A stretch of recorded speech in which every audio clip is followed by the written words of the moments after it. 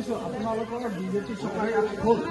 20 বছৰৰ যে নহ'ল কি দুখত নহ'ল সেইটো আপুনি উত্তৰ দিব কিয় হেৰি কৰে অংশ আপোনাৰ যেতিয়া আপুনি MLA হৈছিলে ওচৰলৈ যাম তেতিয়া আমাৰ 2টা ৱাৰ্ড বিজেপি আছিলে 2টা ৱাৰ্ড বিজেপি আছিলে এজন আমাৰ 2জনে আমাৰ ঘৰুৱা ককাইদেউ বৰদেউ হয় 2জনে জিকিলে তথাপিতো দ্বিতীয়বাৰ আকৌ লাষ্টত তেজবলা হ'ল তেজবলা হোৱাৰ পিছতো নিদিলে কথা দিলে যে কি তোমালোকৰ ৱাৰ্ডটো জিকাই দিয়া মই এনেকৈ ৰিচেণ্টলি লগে লগে পইচা দিম আলিটো বনাই দিম 6,000 কোটি টকা হিমন্তই ঘোষণা কৰিছিলে সেই পইচাটো যদি আন্তৰ্জাতিক দিব পৰা নাযায় নাম্বাৰ ওলা তোমাৰ উঠি পৰি দিয়া হ'ল কিয় নিদিলে সেই কথা আপুনি উত্তৰ দিব 2 নম্বৰ কথা কথা আপোনাক বেয়া নাপাব আপুনি 15 বছৰটো কি আপুনি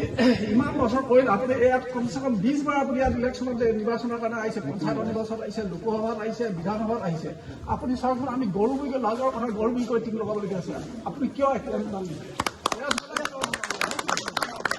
আমাৰ বিজেপিৰ প্ৰতি কোনো বিৰোধ নাই আমাৰ আমি বিজেপি চৰকাৰ আমিও ভাল পাওঁ আমাৰ নিজৰ যদি উন্নতিৰ কাৰণে আমি বিজেপিক ছাপৰ্ট কৰি থাকিলে হ'ব জানো ছাৰ সেই কথাটো আপুনি আমাক ৰাইজহুৱাকৈ উত্তৰ দিয়ক আৰু আপোনালোকৰ কিছুমান কেণ্ডিডেট ইমান বেয়া ৰাজনীতি কৰে অৰুণোদয় তোমালোকে হেৰি বিজেপিলে বেলেগ মিটিঙৰ লগে তোমালোকৰ অৰুণোদয় কাটি দিম সেইটো কিবা যুক্তি আছে নেকি কাটি দিব নেকি যদি বিজেপি চৰকাৰে সেই অৰুণোদয় কাটি দিব পাৰে কংগ্ৰেছত ভোট দিয়া এই বুলি যে তেলৰ দাম হৈছে বিজেপি চৰকাৰ দিনত গেছৰ চিলিণ্ডাৰ বিজেপি চৰকাৰে বাঢ়িছে সেই দামটো কংগ্ৰেছৰ পৰা নোলোৱাকৈ থাকিব পাৰিব নেকি চৰকাৰত চলিব নেকি সেইখিনি আপুনি দিলে আপোনাক ধন্যবাদ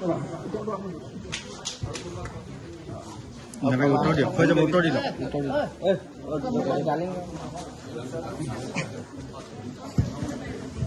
মঞ্চ কৰি থকা সকলো ব্যক্তি